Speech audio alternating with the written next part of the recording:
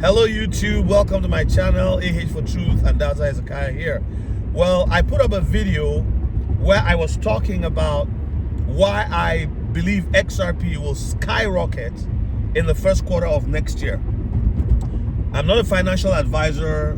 Do not take anything I say as financial advice. Don't buy or sell on the basis of what I say. Do your own research. Now, the reason why I gave, the title of that video was, which I also titled as part 2 here, is I said that that I have a banked reason, right? One banked reason. And I used the word bank there, or banked with a D at the end, pun intended. Because JP Morgan, right, is the largest bank in the world. Just Google it, study it. JP Morgan is one of the 3 largest banks in America, and the largest of the 3, and of course the largest in the world, with massive assets, right, under their care. Now, JP Morgan put up an article on their own website concerning their migration. Watch this, they use the word migration from from the MT to the MX messaging. Now, MT is the Swift messaging system. Before Swift, there was Telex. Telex was from 1926 to 1977. There was a coexisting season between Telex and Swift. I believe it was from 1973 or 1974 to 1977. And then Telex was completely disbanded, discontinued. Only Nigeria held on to it till 2013 for obvious reasons. It helped corruption, right? They just didn't want to upgrade until 2013 when it was no longer available for whatever reason. So Swift has been in existence until now.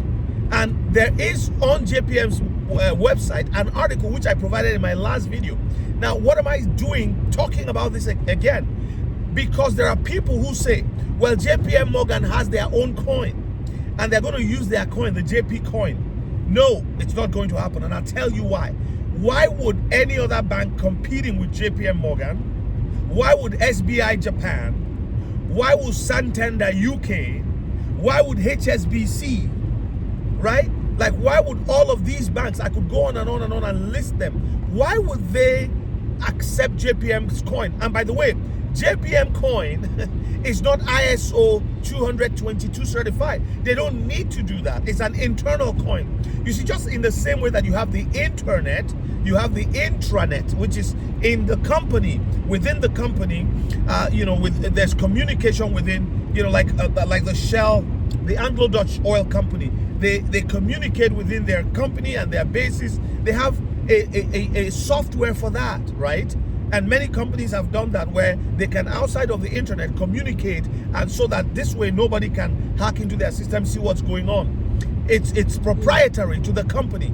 In the same way, JPM coin is proprietary to JP Morgan. Why then would somebody else go under JP Morgan and it's like becoming a slave to them, using their own coin and making them richer forever? Just in the same way, DHL, the courier company, serves several companies as an outsider, in the same way that many other companies serve major blue chip companies and individuals, households, and multitudes of people, governments, and so on and so forth, as an outsider supplying services. This is the same way. It makes more sense for a company called Ripple to supply services. Now, I want you to, if you go to the document I have put in there in the description, you would see I also put Ripple's own document on their website, where they are using the same words, ISO 222. They're using the same words, adoption. And when you go to Swift, adoption, ISO 222.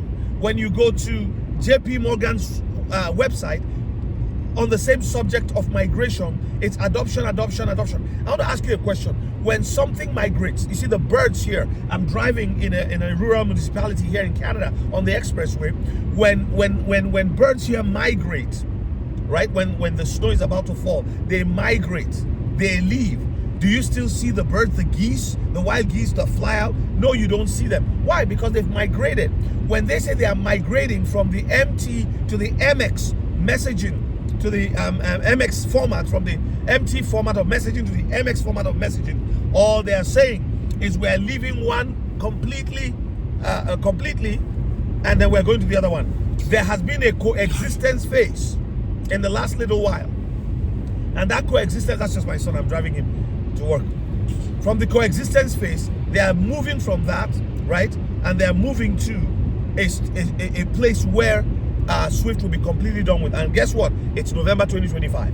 It's all there on the document. You go read it yourself. This is not, and I keep saying, for those people, if you are 50 years of age and you are averse to risk, what will it cost you to put $5,000 to $10,000 in if you really have a heavy retirement saving for your sake and for the sake of your children and children's children? Why am I saying this? As you are aging and getting into 60, 65, you'll be shocked that the money you were hoping would be enough will no longer be enough, except if you're a multi-millionaire. Why? Because things are going to be way more expensive for our children to buy houses. The houses that are $400,000 now are going to be $800,000. They're going to be 1.2 million. And yes, houses might be built smaller just to be able to like match boxes for 400,000, right? For people to be able to afford them. But I'm telling you, it's wise to kind of look into these things and invest. Hopefully, you take that step. So God bless you. Now, if you would like, if you're over 50 and you really want to be coached, just like, I don't understand all this crypto thing and all that. I'm going to be giving free sessions for about 15 minutes or to 20 minutes. I'll talk about what it is, what's going on. And if you are more interested, then we can talk about a 1-hour session where, I can show you what is really about to come. So if you are green in this area and you are interested, look at just go to the comments. You'll see that I put up a comment there to guide you. Well, thank you so much for watching, for listening. If you like this video, if you've enjoyed this video, like, subscribe, comment, and I will see you in the next one. Thank you.